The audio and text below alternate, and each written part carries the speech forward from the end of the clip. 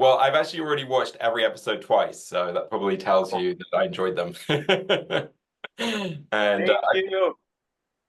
I feel like you really, built so beautifully on what you've done before to create something that's sort of even more powerful with season four. And Just gave me chills. It's like you gave me chills, honestly. The first time you were the first review that we read, and it motivated us and just validated us in a way that I can never express how Yeah, thankful. we've being so lucky to do this 4 seasons. We've got to know a lot of different types of points of view. We've had a lot of different types of folks we've talked to even about the show, and it's beautiful to be to feel seen by our own community. And the queer review has always been, and your particular voice behind it has been so gracious, and just to see how you have not only watched but engaged in what we've created has been always so moving. So thank And we you. were on pins Really. and needles. We couldn't wait to hear what you thought because we didn't want to disappoint. Well, I just really appreciate what you're putting out in the world, and thank you for doing that. And I guess on that point, I mean, since we last spoke, the Human Rights Campaign has declared a state of emergency for LGBTQ plus Americans, and the ACLU is tracking nearly 500 pieces about LGBTQ plus bills at the moment. So, did creating this fourth season, feel all the more urgent to you? That was one of our driving forces, and it was one of the most important things that we realized we have this incredible opportunity to tell more stories, and that how are we going to address it in 2024, 2023, 2024, and that the proliferation of these bills is terrifying, and it's anti-American. It is exactly opposite to everything that I learned in school, in law school. It's opposite to the Bill of Rights. So what we did was we went this season and we realized we needed to go and tell even deeper stories. So we decided to only go to two places. And that by doing that, we were hoping to be able to get to know our drag kids in ways that, in the past, we've wanted to be able to tell these deeper stories, but it's constrained within, a 60-minute format. So we chose two places, Oklahoma and Tennessee, that are the hotbeds of where so much of this legislation and anti-queer sentiment is centered, and that's spreading out from there. So we chose Murfreesboro because they canceled Pride, and they have an ordinance that basically, in effect, could outlaw someone being gay in public. It was so vague and so wrong. So we went there to find out what's really happening. And then we went to Oklahoma because we saw Bartlesville, where there was almost violence that erupted in a park where Pride was held, and then they were canceling Pride there. And we had to figure out what is going on. And we wanted to tell these stories that would hopefully illuminate the country and the world as to what's happening in a very, very tense situation. Yeah, and when it comes to things like, canceling Pride, I guess the message is we don't want you to be visible. We want you to kind of disappear. Yeah. And so that, the scene in the park, obviously we hear some negative voices, but overwhelmingly, people do show up. So I don't know if you maybe want to talk about that day, and that scene. Well, in Oklahoma in particular, we actually what's really funny, of all the places we've been, Tulsa specifically was one of these. We really fell in love with it.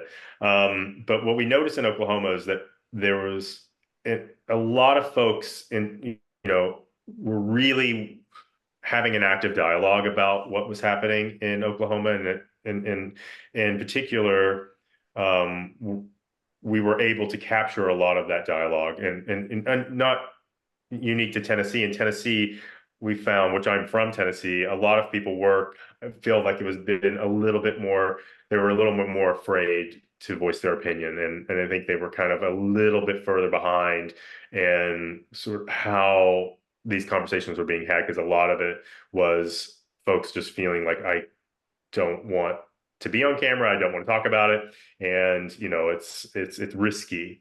In Oklahoma, people were very much actively having a conversation. However, one town outside of Tulsa called Bartlesville, which we've never experienced before, was particularly one of the places we wanted to have a drag show. And we had contributors that we'd reached out to that were, excited to be a part of the show. And as we got closer to filming, we just noticed that one person fell out, another person fell out, and then at some point we couldn't get any permits besides the public streets and one specific public park, and no one would talk to us except for one gentleman who was the reporter of the local newspaper, and he, was also very cautious on how he spoke about the topic, as they had also banned drag queens from their Pride event. And so, and as we, sort of needed to do a bit more of our own investigative journalism of sorts, via our drag queens and our production team, what we noticed was that anyone in a position of power just didn't want anything to do with drag based on what had happened in that town previously during a Pride event. And so we were pushed out completely. And even the local Bartlesville Equality reached out to us and sent us an email asking us not to do the drag show there, and to bring We're Here there, because they were just afraid. So then what we didn't have a story without anyone willing to talk. So it was been very difficult to navigate this particular place. But meanwhile, like over in Tulsa, it was like, not perfect, but definitely much more of a safe haven for queer folks. But this space, we finally got access to a local goat farmer and his husband, who is, I think they're quite vocal in their community. And between them and Latrice and our production, we decided to run an ad canceling our show in Bartlesville, because we're not going to go out without recognizing the fact that, we weren't able to film there. So when we ran that ad, it took off. And in fact, actually, the reporter did a piece as well of us canceling the show that was the most shared article in the history of Bartlesville newspaper. And it was, what we found was an immense amount of love, but as most comment sections of any article shared online, there was, some negative voices. But I think it was important to see, the outpouring of love. And I think so we just chose to do what I think in some drag queens, especially celebrity drag queens, we saw the dreaded meet and greet, where, after the drag show, which we thought, well, they're not ready for a drag show, let's do a meet and greet, and let's give people a chance to at least meet a drag queen who've never met a drag queen before. And those folks that are not necessarily in a position of power also deserve to see some love and light. And what we did see was exactly that, but that we were also met with a very extreme right-wing group of folks that were having megaphones that were screaming horrible things that was quite scary. And, this is an open carry state. In particular, these folks were the Warriors for Christ, so they do carry guns. So it was very, very frightening. But we did, as most importantly, considered safety first. And we had a team of folks that were there watching us, and we thought it was safe enough to go out, and we end up having what is, I think, a very celebratory event. But we also, I think, shared how small these voices are, and that when we do gather, all of us together, that we can conquer this extreme voices out there. And I think we need to see that right now, especially in this election year. And I think you do such a great job with this season of balancing those, loud voices who are against us, but also with people who are out there fighting for us on whatever platform they might have, whether they're in the legislature or if they're just, private citizens. And another one theme that is very strong throughout the season as well is religion, and religion being sort of weaponized against LGBTQ people. So I think it's particularly powerful where, we end up in the final episode in a church. I mean, what did it mean to you to find Father Joshua and his not just accepting message, but he talks about the ministry of drag even, doesn't he?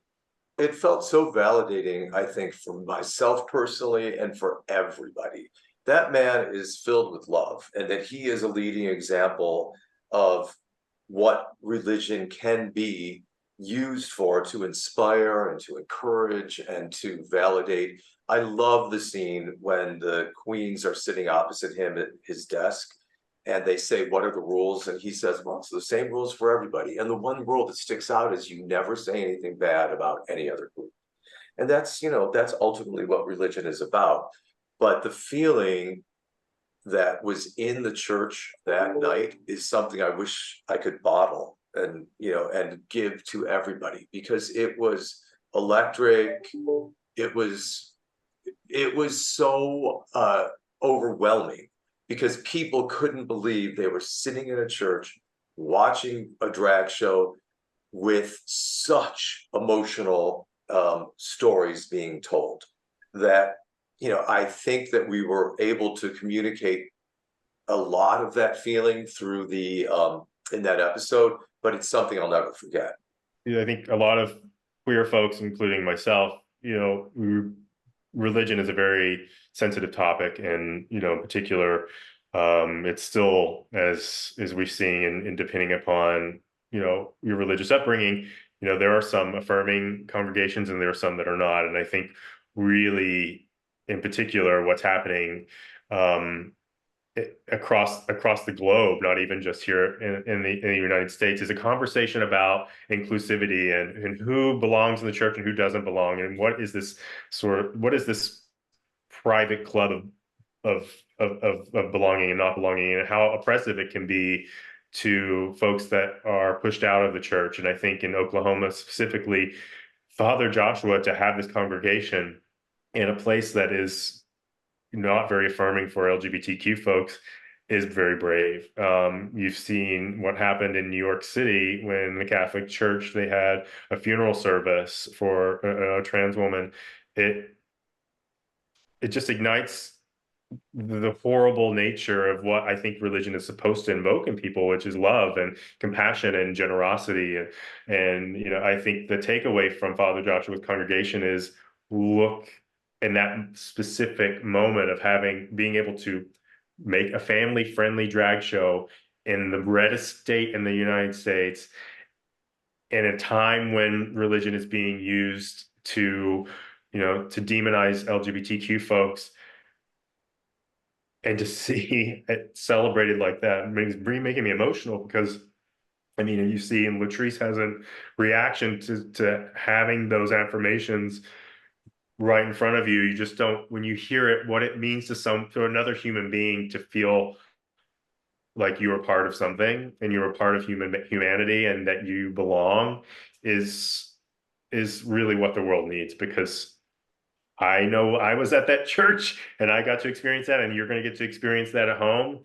But I hope that it sends a huge message out to any congregation, really battling, how do we bring everyone into our congregation, and what a beautiful, beautiful, beautiful thing it could be. And going back to Tennessee, sorry to jump around, why was it important for you to include local drag performers there? So one of the drag kids, Norm, is actually a drag performer there. We see the Nashville drag queen bus and hear about some of those experiences. And the open stage night, we get to meet some more drag performers. It's so important to show that drag is existing even in places that are unlikely, and that in Murfreesboro, there were people that came out in drag for the very first time that night. I love that one Zodiac, that one performer, and that you could see it was their first time in drag, but they were having the time of their life. And that we had one person, who is actually a reporter, who was one of the people that just started dabbling in drag themselves. And it was one of the most important nights of their lives. But for us, I think it worked beautifully within the narrative to be able to show that we can have some of the greatest drag queens, that currently are, out there, along with baby drag queens that are just trying to express themselves. I think the juxtaposition of that works beautifully, you know. Well, and 3 words: support local drag. I mean, that's, it's wonderful to see the celebrity phenomenon, celebrity drag queen phenomenon, and the elevation of drag into pop culture and queer culture. I mean, we went to Stephen's went to Dartmouth, where Stephen went to college, and they're actually teaching a class. It's called queer pop culture, and the fact that we can say that is just amazing, that that exists. But we're here as a tool, of that queer pop culture. Of course, Drag Race as well is definitely, we are standing on their shoulders. But at the same time, we are building what is, just a wonderful, celebrity queer community. But we all started somewhere. And where did we start? We started in that local queer bar, that one night a week that they have a queer night where drag queens can perform, or where Sasha Velour, who was this extraordinary artist, had to start somewhere. Priyanka, Jaida, Latrice, they all did drag for the first time somewhere. And I think capturing that spirit of that first time doing drag is really so special. It's you're overcoming so many emotions, so many fears, and it's all happening. That is really capturing that in the show is so rewarding, and the ability to continue to tell these first time drag performances alongside some of the world's best it's nice to see these worlds colliding. Well, Johnny, Stephen, thanks so much. And yeah, congratulations again. And thank you for another beautiful season of We're Here. Well, thank you, James. Thank you. Always.